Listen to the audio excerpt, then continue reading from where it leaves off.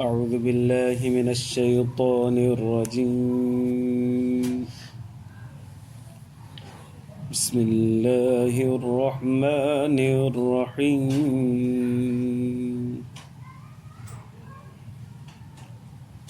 وإنه لتنزيل رب العالمين نزل به الروح الأمين على قلبك لتكون من المنذرين بلسان عربي مبين وإنه لفي زبر الأولين أولم يكن لهم آية أن يعلمه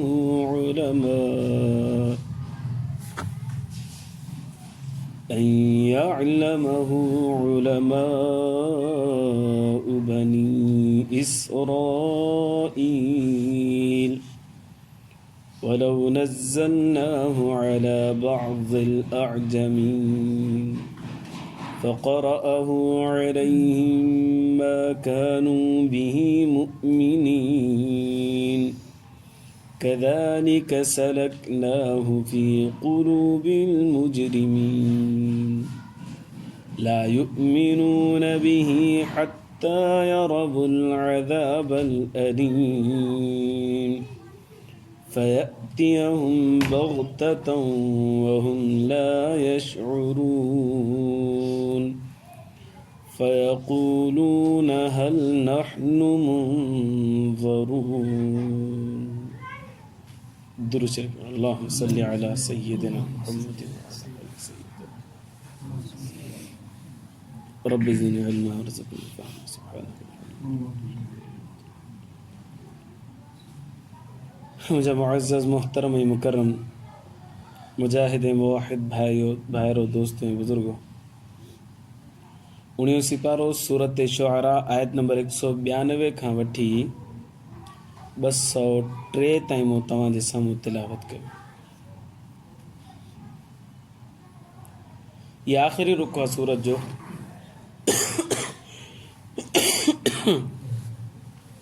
इरशाद बारी ताला व इन्नहु लतंजीलु रब्बिल आलमीन, बेशक कुरान रब्बुल आलमीन जे तरफ़ां नाज़िल कयो वियो आहे. नज़ल बिहि रूहुल अमीन, नाज़िल कयो अल्लाह तबारक व तआला कलाम मुक़द्दस खे रूहुल अमीन जे ज़रिए सां, जिब्रील अलैहिस्सलाम. अला क़ल्बिक, ए मोहम्मद सल्लल्लाहु अलैहि वसल्लम, तुंहिंजे सीने ते, लितकून मिनल मुंदिरीन, तां त तूं माण्हुनि खे ड्रेॼाइण वारो बणिजी वञी, बिलिसानिन अरबी मुबीन, वाज़िह अरबी ज़बान में क़ुरान खे नाज़िल कयोसीं. हिते क़ुरान शरीफ़ जो पूरो तारुफ़ अची वियो. नाज़िल करण वारो अल्लाह तबारक व तआला, जिन जे ज़रिए सां नाज़िल थियो उहो जिब्रील अलैहिस्सलातु वस्सलाम, जंहिंजे मथां नाज़िल थियो उहो मुहम्मद अरबी सल्लल्लाहु अलैहि वसल्लम. कहिड़ी ज़बान में नाज़िल थियो? अरबी ज़बान में. इन आयतुनि जे अंदरि अल्लाह तबारक व तआला कलाम मुक़द्दस जी इहे सम्झो त हिकिड़ी तारीफ़ कई त हिन खे नाज़िल करण वारो मां अल्लाह आहियां ऐं अल्लाह खां वधीक केरु सचो थी कोन थो सघे. वमन अस्दक़ु मिन अल्लाहि क़ीला, कलाम मुक़द्दस में 5 सिपारे में अचे थो. अल्लाह से फरमाए थो मां अल्लाह खां वधीक सचो केरु थो थी सघे. जिब्रील अलैहिस्सलातु वस्सलाम जे मथां नाज़िल, जिब्रील अलैहिस्सलाम जे ज़रिए सां नाज़िल कयो. अल्लाह से फरमायो रूहुल अमीन, माना ईमानदार. अमीन माना जिब्रील अलैहिस्सलातु वस्सलाम खे जेका अमानत मिली अल्लाह तबारक व तआला खां साॻी मिन व अन उहा अमानत नबी सल्लल्लाहु अलैहि वसल्लम जे मथां नाज़िल कई. ईमानदार फ़रिश्ते जे ज़रिए सां अल्लाह तबारक व तआला हिन खे लाथो आहे. माना हिन में कंहिं बि क़िस्म जी कमी ऐं कोताही कोन्हे. अब अल्लाह खां त पूरो पूरो मिलियो, पर जिब्रील अलैहिस्सलाम हुन में कोताही करे छॾी या वधाउ करे छॾियो. कुझु साल पहिरीं जी ॻाल्हि आहे, मां हिकिड़ी किताब में पढ़ियो, मूंखे ताजुब थियो। हुन में लिखियल हो त जिब्रील अलैहिस्सलातु वस्सलाम खे अल्लाह साईं फरमायो त ही कलाम वञी हज़रत अली रज़ी अल्लाह जे मथां नाज़िल कर, पर ग़लती में नबी सल्लल्लाहु अलैहि वसल्लम जे मथां नाज़िल करे। मूंखे हैरानगी थी, माण्हू एॾा बि गुमराह थी सघनि था पिया। कलमे पढ़ण वारा ला इलाहा इल्लल्लाह मुहम्मद रसूलुल्लाह कलमो पढ़नि, ऐं गुमराही जो इहो उरूज आहे उन्हनि जो चवंदा त नबी सल्लल्लाहु अलैहि वसल्लम जे मथां ग़लती में क़ुर नाज़िल थियो, हक़ीक़त में अली रज़ी अल्लाह अन्हु जे मथां नाज़िल कयो। माना जिब्रील अलैहिस्सलातु वस्सलाम खां ख़यानत थी वई या ग़लती थी वई। अल्लाह से फरमाए थो न नज़ल बिही रूहुल अमीन, ईमानदार फ़रिश्ते जे ज़रिए सां असां नाज़िल कयो आहे। पूरी पूरी अमानत जेका हिनखे मिली हुन नबी सल्लल्लाहु अलैहि वसल्लम जे मथां नाज़िल कई। अला क़ल्बिक, ए मोहम्मद सल्लल्लाहु अलैहि वसल्लम तुंहिंजे दिलि ते नाज़िल कयोसीं। दिलि ते त नाज़िल ई कोन थियो क़ुर। पोइ हुन जो मतिलबु छा आहे? मतिलबु इहो आहे त ज़िक्र जुज़ जो आहे, मुराद कुल आहे। ईअं थींदो आहे असांजे माशरे जे अंदरि, जुज़ वठी करे कुल मुराद वठंदा आहियूं। मिसाल तौरु असां चवंदा भाउ फलाणे जी बांह वेठी आहे, उहो उथाइणु चाहे थो पियो, पोइ बांह मां मुराद ही बांह हूंदी आहे छा? बांह मां मुराद पूरो जिस्म हूंदो आहे, न्याणी वेठी आहे, उहो उथाइणु चाहे थो पियो। ज़िक्र जुज़ जो हूंदो आहे, इरादो छा हूंदो आहे? पूरो ई कुल जो हूंदो आहे। त हिते अल्लाह तबारक व तआला ज़िक्र जुज़ खे कयो आहे। अल्लाह से फरमायो दिलि ते लाथोसीं, माना ज़िक्र जुज़ जो आहे, इरादो कुल जो आहे, तुंहिंजे सॼे जिस्म जे मथां असां कलाम मुक़द्दस खे लाथोसीं। पर जे कैफ़ियत ईअं हुई त नबी करीम सल्लल्लाहु अलैहि वसल्लम जे जिस्म जे अंदरि जिब्रील अलैहिस्सलाम नाज़िल थी ईंदो ऐं पोइ अची कलाम मुक़द्दस जी तिलावत कंदो हो। नबी सल्लल्लाहु अलैहि वसल्लम जन हुनखे ॿुधंदा, पोइ यादि कंदा हुआ। हिकिड़ो तरीक़ो इहो हुयो। ॿियो तरीक़ो इहो हूंदो, कॾहिं कॾहिं जिब्रील अलैहिस्सलातु वस्सलाम कंहिं सहाबी जे शक्ल में ईंदो ऐं अची करे पोइ इहो कलाम मुक़द्दस ॿुधाईंदो, नबी सल्लल्लाहु अलैहि वसल्लम यादि करे वठंदा। ख़ासि कर हज़रत दहिया क़ल्बी रज़ी अल्लाह ताला न, ॾाढो सुहिणो सहाबी हो, उनजी शक्ल में जिब्रील अलैहिस्सलातु वस्सलाम ईंदो हुयो। ऐं कॾहिं कॾहिं जिब्रील अलैहिस्सलाम पंहिंजे असली शक्ल में बि ईंदो। जीअं गार हिरा में पहिरीं दफ़ा नबी सल्लल्लाहु अलैहि वसल्लम सां मुलाक़ात थी, इक़रा बिस्मि रब्बिकल लज़ी नाज़िल थी, उन में पंहिंजी ज़ाती ज़ाहिरी शक्ल में आयो। अला क़ल्बिक, ए मोहम्मद सल्लल्लाहु अलैहि वसल्लम, हाणे हिन जो तर्जुमो थींदो, ए मोहम्मद सल्लल्लाहु अलैहि वसल्लम असां तुंहिंजे मथां नाज़िल कयोसीं कलाम मुक़द्दस लितकून मिनल मुनज़िरीन, तां त तूं माण्हुनि खे ड्रेॼाइण वारनि मंझां बणिजी वञे। माना तोखे इहो कलाम मुक़द्दस ॾेई करे तोखे नबूअत सां सरफराज़ कयोसीं, रिसालत सां सरफराज़ कयोसीं। ऐं नबी ऐं रसूल जो कमु इहो हूंदो आहे त माण्हुनि खे ड्रेॼारे, जहन्नम खां ड्रेॼारे, ऐं अज़ाब क़बर खां ड्रेॼारे, अल्लाह जो ख़ौफ़ खां ड्रेॼारे, अंजाम बद खां ड्रेॼारे, उन्हनि खे जन्नत जी ख़ुशख़बरी ॾे। मुनज़िरीन माना ड्रेॼाइण वारनि मंझां। नबी सल्लल्लाहु अलैहि वसल्लम मुनज़िर बि आहे, बशीर बि आहे, नज़ीर बि आहे, बशीर बि आहे। नज़ीर या मुनज़िर जी माना ड्रेॼाइण वारो, ऐं बशीर जी माना ख़ुशख़बरी ॾियण वारो। नबी सल्लल्लाहु अलैहि वसल्लम अंजाम बद खां ड्रेॼाइण वारा हुआ ऐं सुठे अंजाम जी ख़ुशख़बरी ॾियण वारा हुआ। जहिड़ा आमाल ओड़ो नतीजो। अॻिते फरमाए बिलिसान अरबी मुबीन, कलाम मुक़द्दस खे नाज़िल कयोसीं अरबी वाज़िह अरबी ज़बान जे अंदरि। हितां उलमा किराम हिकिड़ो मसइलो कढियो, क़ुरान उहो ई आहे जेको अरबी में आहे, हिनखे क़ुरान चइबो। इन जे तर्जुमे खे क़ुरान न चइबो। जेको पाण तर्जुमो हेठां पढ़ंदा आहियूं न, उहो क़ुरान न आहे, उहो तव्हां असांजी ज़बान आहे। त जेके अल्फाज़ जेके अरबी आहिनि न, इहे अलाह जो कलाम आहे, इहो ई क़ुरान। कुझु अर्सो पहिरीं, बल्कि कुझु अर्सो पहिरीं मूं ॾिठो, बाक़ी मुफ़्ती किफ़ायतुल्लाह रहमतुल्लाह अलैह कुझु अर्सो पहिरीं गुज़रा, वॾो अलाह बानो गुज़रा, इंडिया में हो रहंदो हो। उन बुज़ुर्ग फ़तवो जारी कयो। उन दौर में कंहिं डिप्टी नज़ीर जे नाले सां को माण्हू हो, अलाह से कम पेश माफ़ करे, मूंखे शायदि इहो नालो डिप्टी नज़ीर कलाम मुक़द्दस जो सिर्फ़ु तर्जुमो छपरायो, इहे अल्फाज़ अरबी न, इन जो तर्जुमो अलॻि छपराए करे माण्हुनि में तक़सीम कयो त हीउ पढ़ो, हीउ अलाह जो क़ुरान। तव्हां वज़ू आहे त पोइ हीउ खणो था, उहो त बग़ैर वज़ू जे पढ़ी सघो था। शैतान तव्हांखे रोकींदो जिते किथे त भाउ केरु वज़ू करे, वरी केरु क़ुरान खणे, वरी केरु अदब सां वेह। हे तव्हां लेटे लेटे बि पढ़ी सघो था, तर्जुमो वेठे वेठे बि पढ़ी सघो था, बग़ैर वज़ू जे पढ़ी सघो था। ऐं अलाह जो कलाम तव्हां सां ॻाल्हाईंदो, तव्हां हुन सां ॻाल्हायो ऐं राह हिदायत वठो।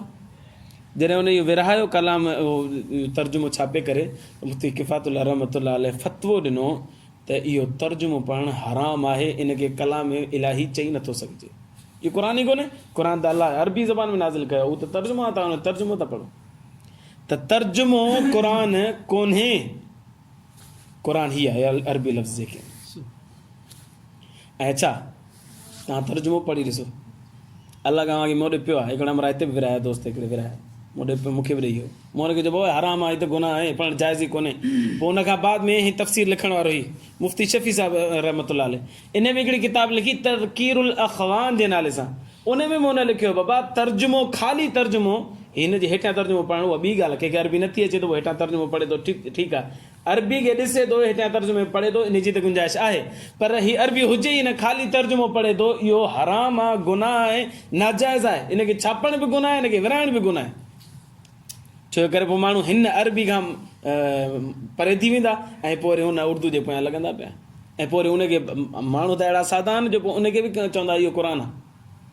पोइ तव्हां कोन ॿुधा जे भाई बेत से आयतूं आहिनि। अलाए शाह साहिब जो बेत आहे अलाए न आहे, पर जेकॾहिं हुजे बि सही त इलाही माण्हू चवंदा आहिनि क़ुरान नथा पढ़ो त तव्हां शाह जो रिसालो पढ़ो, उहो क़ुरान आहे। शाह साहिब पाण चयो आहे।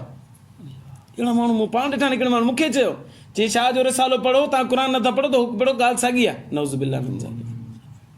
जे भाई बेत से आयतूं आहिनि, जे तूं बेत भाई से आयतूं नियो मन लाइन क्रिया संधी पार ने मकसद बियो आ, पर को माण्हू कीअं बि वठनि। जी हा जी, मकसद बियो दुरुस्त शरीफ़ अल्लाहुम्मा सल्ली अला सय्यिदना मुहम्मद व अला आलिहि वसल्लम।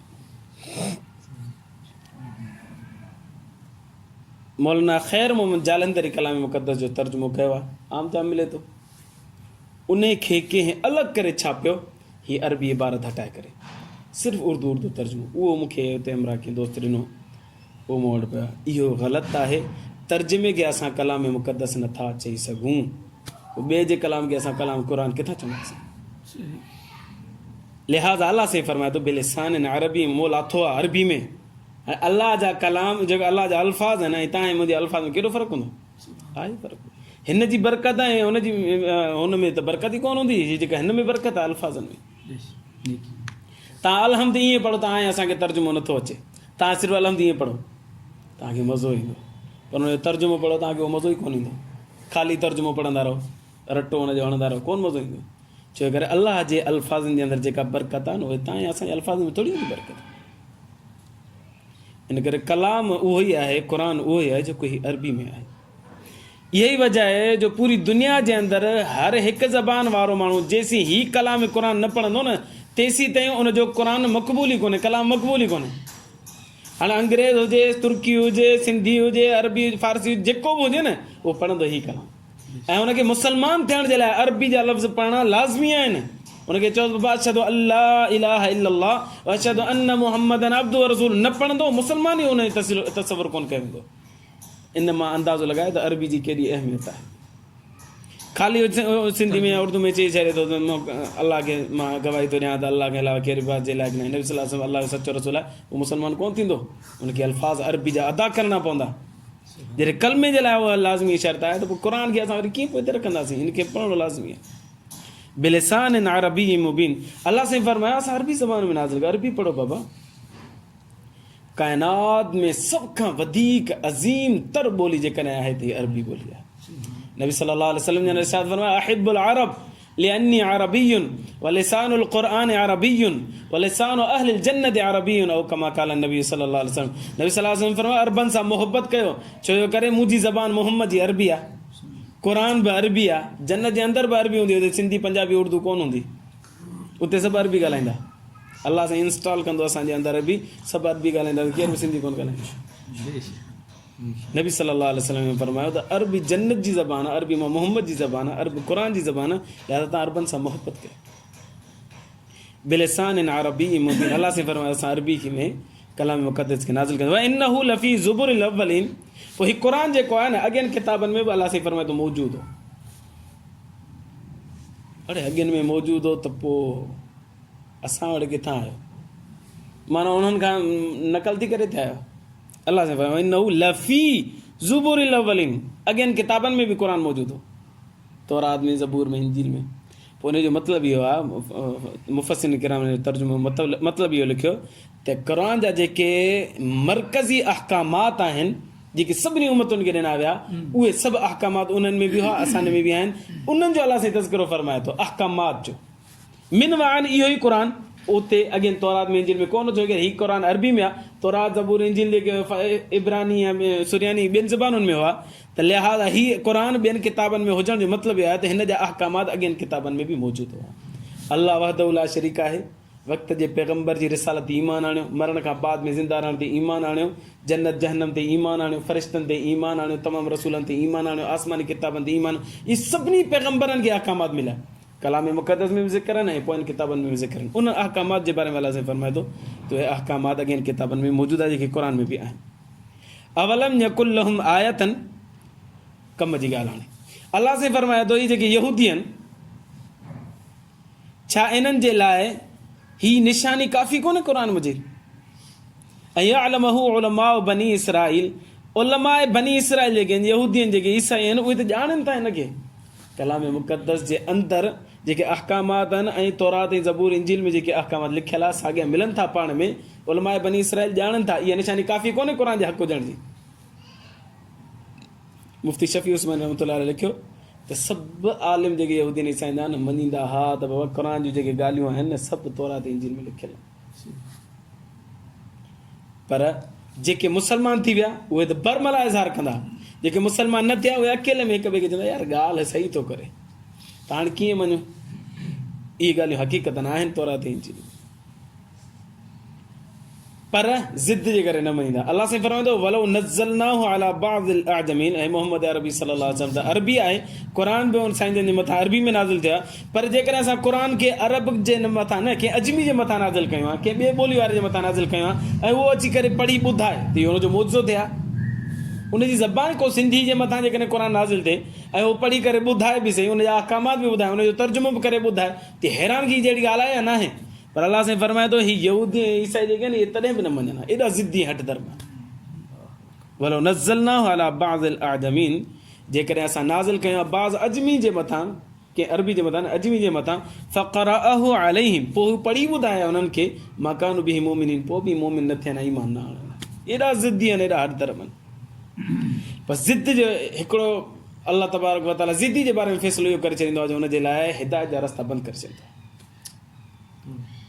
जेके तलब हूंदी न हुनजे लाइ रस्ता हिदायत जा खुलंदा। ज़िद्दी हूंदो न ऐं ज़िद उरूज ते हुजे त पोइ अल्लाह तबारक व तआला हुनजे लाइ हिदायत जा रस्ता सफ़ा बंदि करे छॾींदो। अल्लाह साईं फरमाए थो कज़ालिक सलकनाहु फ़ी क़ुलूबिल मुजरिमीन, अहिड़े नमूने सां असां पोइ सफ़ा दिलनि जे अंदरि, मुजरिमनि जे दिलनि जे अंदरि हिदायत जा रस्ता सफ़ा बंदि करे तालो हणी छॾियोसीं, बसि न अचनि हिन पासे। ला युमिनून बि हाणे ईमान ई कोन्हे आणींदा, हा हिकिड़े शर्त ते आणींदा, हत्ता यरवुल अज़ाबल अलीम, दर्दनाक अज़ाब खे अखियुनि सां ॾिसंदा न, पोइ चवंदा मोहम्मद अरबी सचो हो, क़ुर बि सचो हो। ईज़ा ॾींदड़ अज़ाब खे अखियुनि सां ॾिसंदा। हाणे उहो टिनि तरीक़नि सां थी सघे थो, या त हिते ई दुनिया में अचे जीअं क़ौम आद क़ौम समूद वग़ैरह वग़ैरह जे मथां आयो, या त मौत जे वक़्तु फ़रिश्ता अचनि ऐं जेके ख़ौफ़नाक फ़रिश्ता ऐं अज़ाब ॾींदड़ फ़रिश्ता ऐं दिलि दहकाईंदड़ फ़रिश्ता ऐं हां फाड़ींदड़ फ़रिश्ता हुनजे मथां ईंदा, पोइ चवंदा बणा मोहम्मद त ॻाल्हियूं सही पियो करे। टियों, या त पोइ क़यामत जे ॾींहुं जहन्नम जे दाख़िल थींदा, ओॾी महिल चवंदा असां हाणे मञूं था। फयअतियहुम बग़्ततम वहुम ला यशऊरून, पर इहो अचानक अज़ाब ईंदो। अल्लाह साईं फरमाए पोइ अचे उन्हनि वटि अचानक अज़ाब, वहुम ला यशऊरून, खे ख़बर बि न पवंदी। फयक़ूलून, पोइ चवंदा हल नहनु मुनज़रून, इजाज़त थोरी ॾियो कोन था, थोरी मोहलत ॾियो, असां हाणे मञींदासीं, हाणे मञी थोरी मोहलत। अल्लाह साईं फरमाए हाणे रस्ता बंदि आहिनि, बसि हिदायत। जंहिं महिल मौत मथां अची बीहे या अज़ाब अखियुनि अॻियां अचे त हाणे कोन ठहंदो। अल्लाह खां दुआ आहे अल्लाह ईमान जी ज़िंदगी ईमान ते मौत नसीब फरमाए। आख़िर दावाना अनिल हम्दुलिल्लाह।